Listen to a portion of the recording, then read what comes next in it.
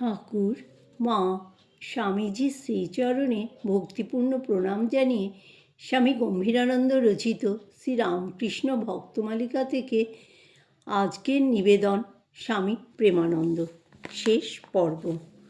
মুসলমানদের সহিত স্বামী প্রেমানন্দের এরূপ প্রীতিপূর্ণ সম্বন্ধের দৃষ্টান্ত বিরল নহে।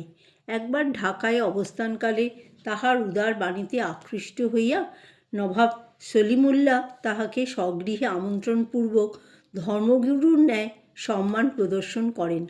আর একবার মঠে আগত এক মুসলমান ভদ্রলোককে কিছু খাইতে দিবার পর কেহ উচ্ছিষ্ট পরিষ্কার করিতে অগ্রসর হইতেছেন না দেখিয়া তিনি স্বহস্তে এই কার্য সম্পাদন করেন। বস্তুত প্রচারক, গুরু বা সেবক যেরূপেই অপরে তাহাকে গ্রহণ করুক না কেন, স্বামী প্রেমানন্দের প্রেম জাতি বর্ণ নির্বিশেষে বিতরিত হইত। খারিন্দার পরে তিনি ঢাকায় গমন করেন এবং ঢাকা হইতে নারায়ণগঞ্জ হইয়া হাসারা ও সোনারগাঁ প্রভৃতি গ্রামে উৎসব করিতে যান।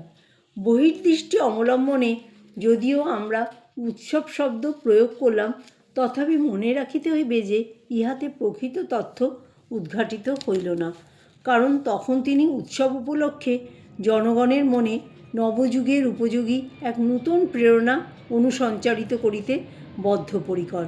কীর্তন, উপদেশ, বক্তৃতা, দৈনন্দিন আচরণ প্রভৃতি বিবিধ চেষ্টার মধ্যে দিয়া উহাই আত্মবিকাশ করিতেছিল এবং উহার প্রভাব ধর্মের ক্ষেত্র ছাড়িয়া সমাজ ও শাস্ত্রাদির ক্ষেত্রেও প্রসারিত হইতেছিল। দৃষ্টান্তস্বরূপে বলিতে পারা যায় যে হাসারা প্রভৃতি গ্রামে তিনি দেখিলেন জলাশয়গুলি কচুরিপানায় পূর্ণ। একটু পরিশ্রম করলেই ওইগুলি পরিষ্কৃত হইয়া স্বাস্থ্যের অনুকূল ও ব্যবহার উপযোগী হয়, জানিয়াও গ্রামবাসীরা সম্পূর্ণ উদাসীন আছেন। ইহাতে ব্যথিত হইয়া প্রতিকারকল্পে তিনি প্রথমত গ্রামবাসীদিগকে উৎসাহ দিতে লাগিলেন, কিন্তু তাহাতেও সুফল না হয় আদর্শ স্থাপনার্থ স্বয়ং জলে নামিয়া পানা তুলিতে লাগিলেন। তখন গ্রামবাসীরাও তাহার অনুকরণে ও উদ্দীপনায় ওই কার্যে অগ্রসর হইলেন। এই সুদীর্ঘ ভ্রমণ ও অস্বাস্থ্যকর পরিবেশের মধ্যে কঠোর পরিশ্রমের ফলে স্বামী প্রেমানন্দ কালাজ্বরগ্রস্ত হইলেন। কলকাতায় আগমনান্তে চিকিৎসার ফলে রোগের কিঞ্চিৎ উপশম হইলে বায়ু পরিবর্তনের জন্য তাকে বৈদ্যনাথ ধামে লইয়া যাওয়া হইল। সেখানে প্রথম বেশ উপকার দেখা গেল, কিন্তু দুর্ভাগ্যক্রমে তখন পৃথিবীর সর্বত্র ইনফ্লুয়েঞ্জা ব্যাধি মহামারী রূপে প্রসারিত হইয়া ক্রমে বৈদ্যনাথে উপস্থিত হইল এবং তাহার দেহ উহা সংক্রমিত হইয়া জীবন সংশয়াপন্ন করিল। সংবাদ পাইয়া স্বামী শিবানন্দ অবিলম্বে মঠ হইতে তথায় গেলেন এবং তাহাকে কলকাতায় লইয়া আসিলেন। কলকাতায় যখন আসিলেন, রোগ তখন প্রতিকারের অতীত। অতএব সুচিকিৎসা সত্ত্বেও ফিরিয়া আসার চতুর্থ দিবসেই তিনি স্বধামে প্রস্থান করিলেন। সেই দিন সকাল হইতেই সাধুরা নাম কীর্তন করিতেছিলেন। স্বামী ব্রহ্মানন্দ বিমর্ষভাবে ঘর বাহির করিতে লাগিলেন। একবার ভিতরে যাইয়া প্রেমানন্দকে বলিলেন, ঠাকুরের কথা বেশ মনে পড়ছে তো?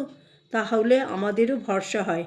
ঠাকুরের মানসপুত্র রাখালের মনে কখনো এমনকি মরণকালও বিস্মরণ উপস্থিত হইতে পারে না, বাবুরামেরও নহে।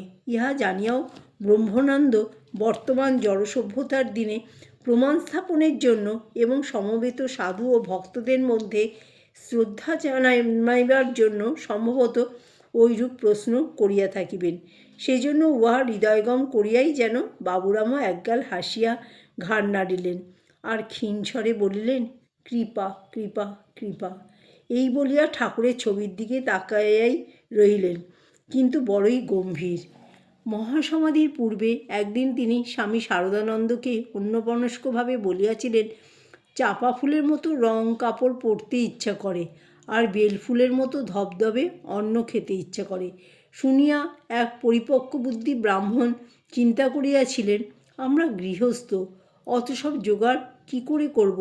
তিনি কি করিয়া জানিবেন যে হালদিনী শক্তি হইতে বিচ্ছুরিত হইয়া যে মূর্তি মর্তধামে ভগবৎ কার্যসাধনের জন্য এতকাল নিয়োজিত ছিলেন, আজ তিনি স্বরূপে লীন হইতে চাহেন?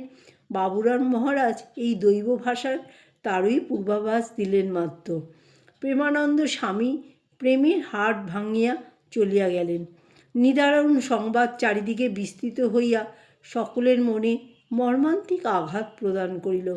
পূজনীয় মাস্টার মহাশয় শুনিয়া বলিলেন, ঠাকুরের প্রেমের দিকটা চলে গেল।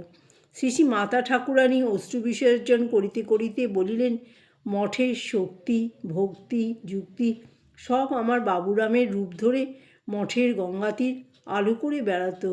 হায়, ঠাকুর তাকেও নিয়ে গেলেন। জয় ঠাকুর, জয় মা, জয় স্বামীজি।